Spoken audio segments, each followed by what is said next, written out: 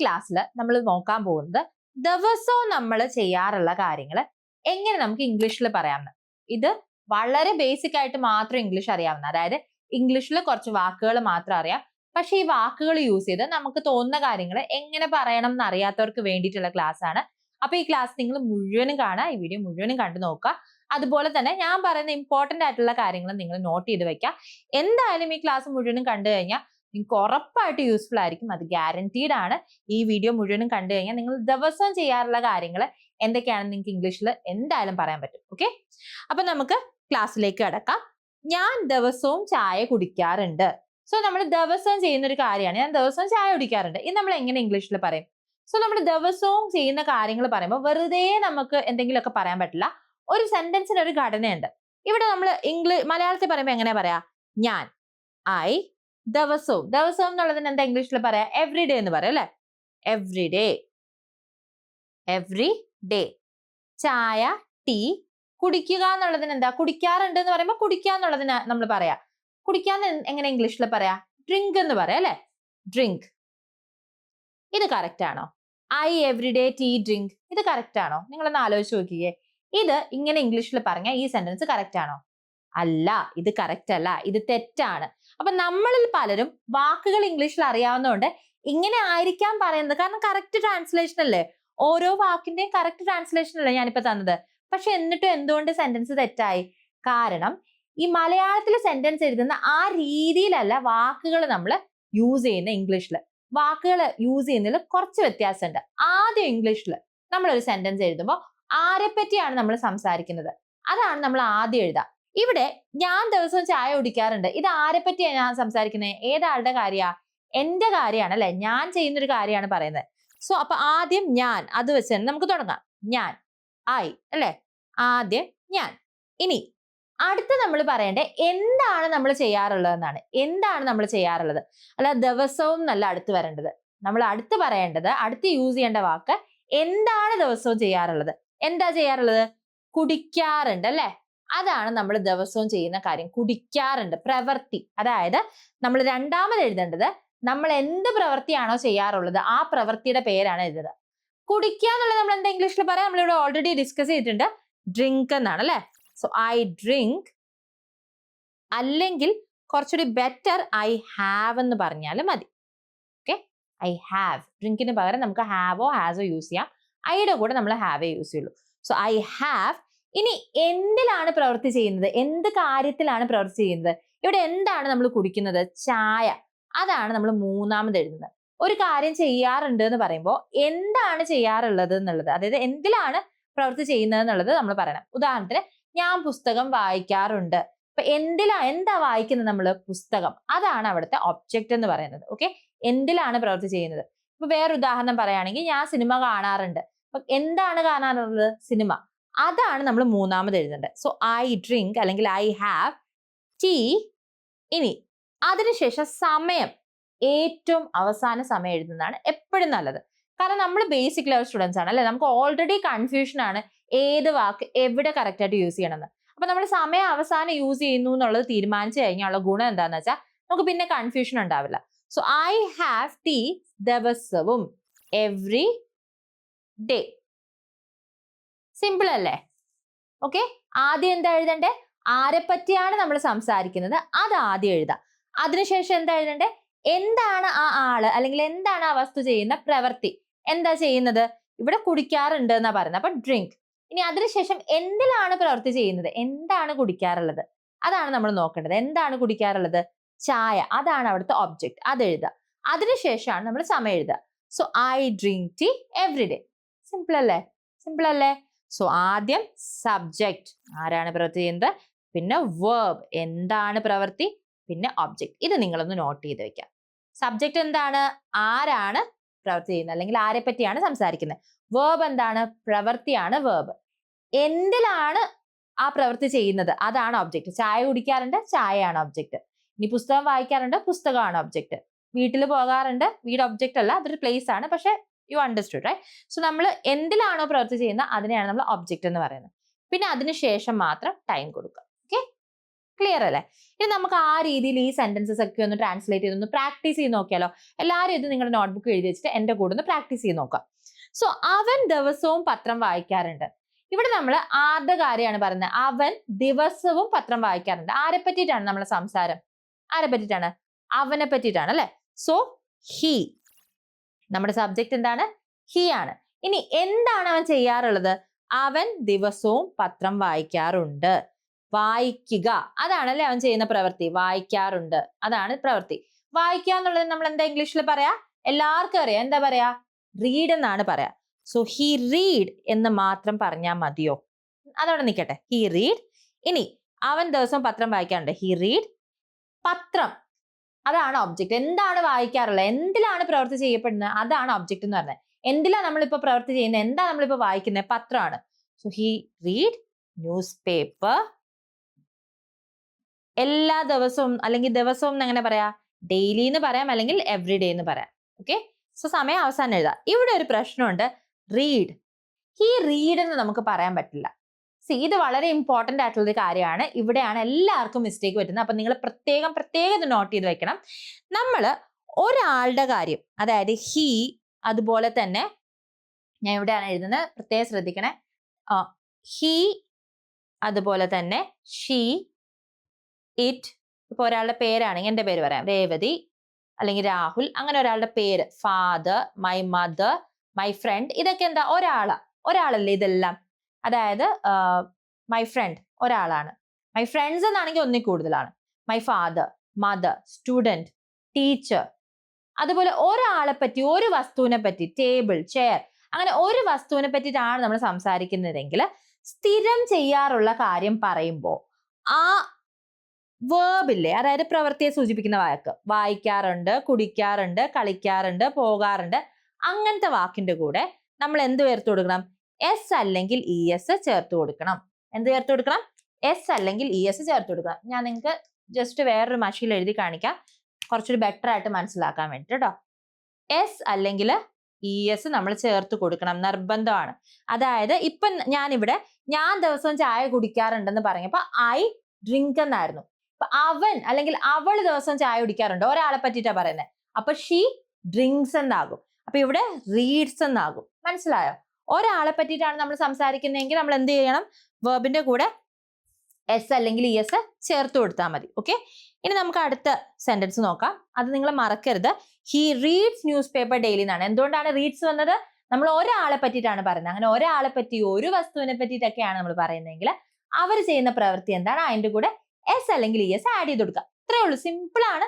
നിങ്ങൾ എവിടെയെങ്കിലും ഒന്ന് നോട്ട് ചെയ്ത് വെച്ചിട്ട് ഒന്ന് എഴുതി പ്രാക്ടീസ് ചെയ്താൽ മതി. എങ്ങനെ എഴുതി പ്രാക്ടീസ് ചെയ്യാ? ദിവസവും നിങ്ങളുടെ ഒരു ഫ്രണ്ട് അല്ലെങ്കിൽ നിങ്ങളുടെ അച്ഛൻ അല്ലെങ്കിൽ നിങ്ങളുടെ ഭാര്യ, ഭർത്താവ്, കുട്ടി ചെയ്യുന്ന കാര്യങ്ങൾ, ഹി വേക്സ് അപ്പ് അല്ലെങ്കിൽ ഷീ ബ്രഷസ്, അങ്ങനെ പറഞ്ഞൊന്ന് എഴുതി പ്രാക്ടീസ് ചെയ്ത് കഴിഞ്ഞാൽ പെട്ടെന്ന് തലയിൽ കയറും. അത്രേ ഉള്ളൂ, സിമ്പിൾ ആണ്. ഇനി അവർ ദിവസവും ഫുട്ബോൾ കളിക്കാറുണ്ട്. അവര് ദിവസവും ഫുട്ബോൾ കളിക്കാറുണ്ട്. ഇവിടെ നമ്മൾ ആരെ പറ്റിയിട്ടാ പറയുന്നത്? എന്താ ആദ്യം നമ്മൾ എഴുതണ്ടേ? അവർ എന്നുള്ളതിന് എന്താ ഇംഗ്ലീഷിൽ പറയാ? ദേ. അവരെന്താ ചെയ്യാറുള്ളത്? അടുത്തതാണല്ലോ എഴുതുന്നത്. ഒരു ആരെ പറ്റിയിട്ടാണ് നമ്മൾ സംസാരിക്കുന്നതെന്ന് പറഞ്ഞു കഴിഞ്ഞാൽ അടുത്ത് എന്താ പറയണ്ടേ? എന്താണ് ഈ ആള് ചെയ്യുന്നത് അല്ലെങ്കിൽ ചെയ്യാറുള്ളത് എന്നാണ്. സോ കളിക്കാറുണ്ട് എന്നാണ് പറയാ. കളിക്കുക എന്നുള്ളതിന് എന്താ ഇംഗ്ലീഷിൽ പറയാ? പ്ലേ എന്ന് പറയാം അല്ലെ? സോ ദേ പ്ലേ, അതാണ് അടുത്ത് എഴുതേണ്ടത്. ഓക്കെ, ദേ പ്ലേ. എന്താണ് അവർ കളിക്കാറുള്ളത്? ഫുട്ബോൾ ആണ്. അപ്പൊ അതാണ് അവിടുത്തെ ഒബ്ജക്റ്റ്. എന്താ ഒബ്ജക്റ്റ്? ഫുട്ബോൾ ആണ് object. So they play football. ദിവസവും എന്നുള്ളതിന് എവറി ഡേ അല്ലെങ്കിൽ daily. So they play football every day. So ഇവിടെ എന്തുകൊണ്ടാ എസ് ചേർക്കാത്ത? ഞാൻ ദേ പ്ലേസ് ഫുട്ബോൾ എന്ന് എന്തുകൊണ്ടാ പറയാത്തെ? കാരണം ഒരാളെ പറ്റി അല്ലെങ്കിൽ ഒരു വസ്തു ചെയ്യുന്ന കാര്യത്തിനെ പറ്റി പറയുമ്പോൾ മാത്രമേ നമ്മൾ എസ്ഒ എസ്ഒ ചേർക്കാൻ പാടുള്ളൂ. അതും ദിവസവും ചെയ്യാറുള്ള കാര്യങ്ങളെ പറ്റി പറയുമ്പോൾ, അല്ലാത്ത സിറ്റുവേഷൻ അല്ല. ദിവസവും ചെയ്യാറുള്ള കാര്യങ്ങളെ പറ്റി പറയുമ്പോൾ ഒരാള് അല്ലെങ്കിൽ ഒരു വസ്തു ഇന്ന കാര്യം ചെയ്യാറുണ്ട് എന്ന് പറയുമ്പോൾ അവിടെയാണ് നമ്മൾ ആ പ്രവൃത്തിയുടെ കൂടെ എസ് അല്ലെങ്കിൽ ഇ എസ് ചേർത്ത് കൊടുക്കേണ്ടത്. ഇവിടെ ഞാൻ ഒരാളെ പറ്റിയിട്ടാണോ പറയുന്നത്? അല്ല, ഒന്നിൽ കൂടുതൽ ആളുകളുണ്ട് അല്ലെ? സോ ഇവിടെ നമ്മൾ എസ് ഒ എസ് ഒ ചേർക്കേണ്ട ആവശ്യമില്ല. അടുത്ത സെന്റൻസ് നോക്കാം. ഞാൻ എന്നും ജിമ്മിൽ പോകാറുണ്ട്. ഞാൻ എന്നും ജിമ്മിൽ പോകാറുണ്ട്. അപ്പൊ ഇവിടെ ഞാനാണ്. ഞാൻ എന്ന് പറയുമ്പോ ആരാ ഇവിടെ പ്രവൃത്തി ചെയ്യുന്നേ? ഞാൻ, ഐ. ഇനി എന്താ ഞാൻ ചെയ്യുന്നത് പ്രവൃത്തി? പോകാറുണ്ട്, അതാണ്. ജിമ്മിൽ പോകാറുണ്ട് അതല്ല പ്രവൃത്തി, പോകാറുണ്ട് അതാണ് പ്രവൃത്തി. സോ പോവുക എന്നുള്ളത് നമ്മൾ എന്താ ഇംഗ്ലീഷിൽ പറയാ? ഗോ, അല്ലെ? I go. ഇനി ഐ ഗോ എങ്ങോട്ട് പോകാറുണ്ട്? ജിമ്മിലേക്കാണ് പോകാറുള്ളത്. അപ്പൊ ഒരു സ്ഥലത്തേക്കാണ്, ഒരു ഡിറക്ഷനിലേക്കാണ് പോകാറുള്ളത്. സോ നമ്മൾ ടു ചേർക്കണം. I go to. ഇപ്പൊ നമ്മൾ ഒരു സ്ഥലത്തേക്ക് പോവാണ്, സ്ഥിരമായിട്ട് പോകാറുണ്ട് എന്നുണ്ടെങ്കിൽ I go to the office every day, I go to the market every day, I go to the school every day, അങ്ങനെയാണ് നമ്മൾ പറയാം. So I go to the gym every day. ഇപ്പൊ നിങ്ങൾക്ക് ഒരു ഡൗട്ട് ഉണ്ടാവും, അല്ല ടീച്ചറെ ഈ ഐ എന്ന് പറയുമ്പോൾ ഒരാളല്ലേ ഉള്ളൂ, പിന്നെ അവിടെ എന്താ ഗോസ് എന്നാവാതെ ഗോ വന്നത്? കാരണം ഐ ഇംഗ്ലീഷിൽ സെപ്പറേറ്റ് ആയിട്ട് നിൽക്കുന്ന ഒരു വാക്കാണ്. സ്പെഷ്യൽ റൂൾസ് ആണ് എപ്പോഴും ഐക്ക്. സോ ഐയുടെ കൂടെ നമ്മൾ ഒരാളാണെങ്കിലും എസ്ഒ എസ്ഒ ചേർക്കാറില്ല, സ്പെഷ്യൽ റൂൾ ആണ്. ഓക്കെ, അപ്പൊ അത് പ്രത്യേകം നോട്ട് ചെയ്യുക. ഐ ഒരാളെ ഉള്ളെങ്കിലും എസ്ഒ എസ്ഒ നമ്മൾ ചേർക്കില്ല, അത് പ്രത്യേകം ഒന്ന് നോട്ട് ചെയ്ത് വെക്കുക കേട്ടോ. ഇനി ഞാൻ ദിവസവും അവനോട് സംസാരിക്കാറുണ്ട്. ഞാൻ ദിവസവും അവനോട് സംസാരിക്കാറുണ്ട്. ഇവിടെ ആരെ പറ്റിയിട്ടാണ്? എന്നെ പറ്റിയിട്ടാണ്. So I. ഇനി ഇവിടെ ഞാൻ ചെയ്യുന്ന കാര്യം എന്താ, എന്താ പ്രവൃത്തി ഞാൻ ഇവിടെ ചെയ്യുന്നത്? ഞാൻ ദിവസവും അവനോട് സംസാരിക്കാറുണ്ട്. അപ്പോ സംസാരിക്കാറുണ്ട് അതാണ് ഞാൻ ചെയ്യുന്ന പ്രവൃത്തി. So I. സംസാരിക്കുക എന്നുള്ളതിന് എന്താ ഇംഗ്ലീഷിൽ പറയാ? ടോക്ക് എന്ന് പറയാം, സ്പീക്ക് എന്ന് പറയാം. നമുക്കിവിടെ ടോക്ക് യൂസ് ചെയ്യാം, അല്ലെ? I talk. ടോക്സ് എന്ന് വരുമോ ഇവിടെ? ടോക്സ് എന്ന് നമുക്ക് എഴുതാൻ പറ്റുമോ? ഇല്ല. ഐ ഒരാളെ ഉള്ളെങ്കിലും നമ്മൾ വേർബിന്റെ കൂടെ എസ്ഒ എസ്ഒ ചേർക്കില്ല. So I talk. ഇനി അവനോട് സംസാരിക്കാറുണ്ട് എന്നായതുകൊണ്ട് ഐ ടോക്ക് ടു ഹിം. അവനോട്. ഇപ്പൊ അവളോടായിരുന്നെങ്കിലോ I talk to her. Okay, so I talk to him every day, എല്ലാ ദിവസവും. മനസ്സിലായോ? ഇത്രയല്ലേ ഉള്ളൂ, സിംപിളാ അല്ലേ? So I talk to him every day. ഇത്രയേ ഉള്ളൂ. നമ്മൾ ദിവസവും ചെയ്യാറുള്ള കാര്യങ്ങളെ പറ്റി ഇങ്ങനെയാണ് നമ്മൾ ഇംഗ്ലീഷിൽ പറയുന്നത്. സിമ്പിൾ അല്ലേ? നമുക്കൊന്ന് റിവൈസ് ചെയ്ത് നോക്കാം, അപ്പൊ നിങ്ങൾക്ക് കുറച്ചുകൂടി ക്ലാരിറ്റി കിട്ടും. അപ്പൊ എന്തൊക്കെയാണ് നമ്മൾ ശ്രദ്ധിക്കേണ്ട കാര്യം? നമ്മൾ എല്ലാ ദിവസവും ചെയ്യാറുള്ള കാര്യങ്ങൾ പറയുമ്പോൾ നമ്മൾ ഏത് രീതിയിലാണ് സെന്റൻസ് ഉണ്ടാക്കേണ്ടത്, ഏത് രീതിയിലാണ് വേർഡ്സ് യൂസ് ചെയ്യേണ്ടത്? ആദ്യം നമ്മൾ ആരെ പറ്റിയിട്ടാണോ സംസാരിക്കുന്നത് അവരുടെ കാര്യം പറയാ. അതിനുശേഷം ആ ആള് ചെയ്യുന്ന പ്രവൃത്തി എന്താന്ന് പറയാം. ഇപ്പൊ ഇവിടെ ദിവസവും ചായ കുടിക്കാറുണ്ട്, ഇവിടെ പ്രവൃത്തി എന്താ? കുടിക്കുക അല്ലെങ്കിൽ കുടിക്കാറുണ്ട്, അതാണ് പ്രവൃത്തി. അവൻ ദിവസവും പത്രം വായിക്കാറുണ്ട്, ഇവിടെ എന്താ പ്രവൃത്തി? വായിക്കാറുണ്ട്, അതാണ് പ്രവൃത്തി. അവർ ദിവസം ഫുട്ബോൾ കളിക്കാറുണ്ട് എന്നുള്ളതാണ് പ്രവൃത്തി. ഇനി അതിനുശേഷം എന്തിലാണ് നമ്മുടെ പ്രവൃത്തി നടക്കുന്നത് അത് പറയാം. ഇപ്പൊ ഉദാഹരണത്തിന് ഞാൻ ദിവസവും ചായ കുടിക്കാറുണ്ട്, എന്താണ് കുടിക്കുന്നത്? ചായ. ഫുട്ബോൾ കളിക്കാറുണ്ട്, എന്താണ് കളിക്കുന്നത്? ഫുട്ബോൾ, അതാണ് ഒബ്ജക്റ്റ്. ഇനി പത്രം വായിക്കാറുണ്ട്, എന്താണ് വായിക്കുന്നത്? പത്രം, അതാണ് അവിടെ ഒബ്ജക്റ്റ് ആയിട്ട് വരാം. അതാണ് നമ്മൾ മൂന്നാമത് എഴുതുക. അപ്പം ഞാൻ ദിവസവും ചായ കുടിക്കാറുണ്ടെന്ന് എങ്ങനെ എഴുതും? I drink tea. ഇനി സമയം എപ്പോഴും അവസാനം എഴുതുന്നതാണ് നല്ലത്. ഇതാണ് നമ്മൾ സെന്റൻസ് എഴുതുന്ന ഘടന. നിങ്ങൾക്ക് മനസ്സിലായല്ലോ? സബ്ജക്റ്റ് എഴുതുക, വേർബ് എഴുതുക, ഒബ്ജക്റ്റ് എഴുതുക, പിന്നെ ടൈം എഴുതുക. ഓക്കെ, ഇനി അടുത്ത സെന്റൻസ് ആണ്. എന്താണ് അടുത്ത സെന്റൻസ്? നമ്മൾ അടുത്ത കാര്യമാണ്, ഇമ്പോർട്ടന്റ് കാര്യമാണ്. നമ്മൾ ഒരാളെ പറ്റിയിട്ടാണ് സംസാരിക്കുന്നതെങ്കിൽ ശ്രദ്ധിച്ച് നോക്കണേ. ഒരാളെ പറ്റിയിട്ടാണ് സംസാരിക്കുന്നതെങ്കിൽ എന്ത് ചെയ്യുക? വരുന്ന വേർബിന്റെ കൂടെ ഒന്നെങ്കിൽ എസ് അല്ലെങ്കിൽ ഇ എസ് ചേർത്ത് കൊടുക്കുക. അത്രേ ഉള്ളൂ.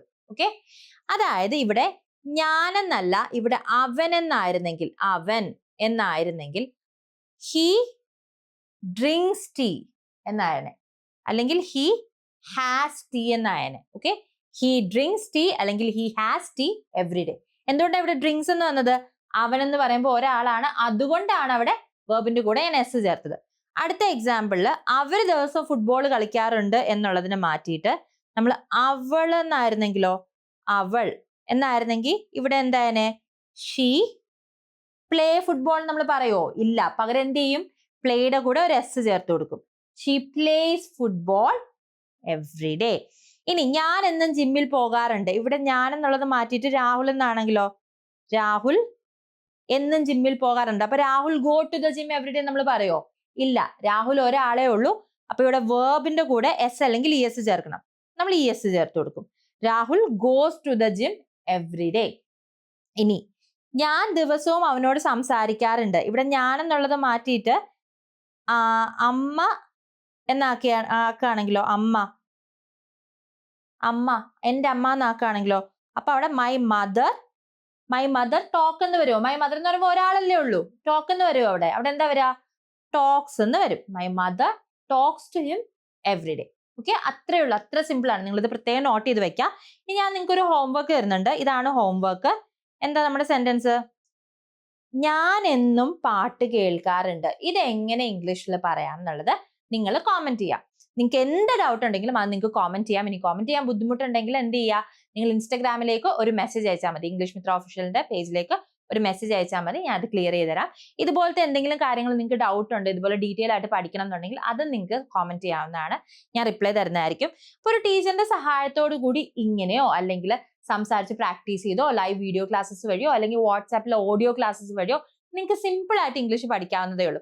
അപ്പൊ അങ്ങനെ നിങ്ങൾക്ക് ഇംഗ്ലീഷ് പഠിക്കണം എന്ന് ആഗ്രഹം ഉണ്ടെങ്കിൽ ഇംഗ്ലീഷ് മിത്രയുടെ കോഴ്സസിലേക്ക് ജോയിൻ ചെയ്യാം. കോഴ്സിനെ പറ്റി കൂടുതൽ ഡീറ്റെയിൽസ് നിങ്ങൾ അറിയാൻ താല്പര്യപ്പെടുന്നുണ്ടെങ്കിൽ താഴെ കൊടുത്തിരിക്കുന്ന ലിങ്കിൽ ക്ലിക്ക് ചെയ്യുക. എൻ്റെ ഒരു ഡെമോ ക്ലാസ് ഒക്കെ അറ്റൻഡ് ചെയ്ത് നോക്കിയിട്ട് നിങ്ങൾക്ക് ഓക്കെ ആണെങ്കിൽ മാത്രം നിങ്ങൾ എന്ത് ചെയ്താൽ മതി, കോഴ്സിൽ ജോയിൻ ചെയ്താൽ മതി. അപ്പോൾ ഈ വീഡിയോ നിങ്ങൾക്ക് ഇഷ്ടപ്പെട്ടെങ്കിൽ ഇംഗ്ലീഷ് സംസാരിക്കാൻ പഠിക്കാൻ താല്പര്യമുള്ള ഫ്രണ്ട്സോ ഫാമിലി മെമ്പേഴ്സോ ഉണ്ടെങ്കിൽ അവർക്ക് ഷെയർ ചെയ്യുക. അതുപോലെ തന്നെ ഞങ്ങളുടെ വീഡിയോ ലൈക്ക് ചെയ്യുക, ഞങ്ങളുടെ ചാനൽ സബ്സ്ക്രൈബ് ചെയ്യുക, ഞങ്ങളെ ഫോളോ ചെയ്യുക. മറ്റൊരു ഇൻട്രസ്റ്റിംഗ് ഇൻഫോർമേറ്റീവ് വീഡിയോയിൽ കാണുന്നത് വരെ this is Revati Krishnan signing off from English Mitra. Have a wonderful day. English Mitra. Stop worrying, start learning.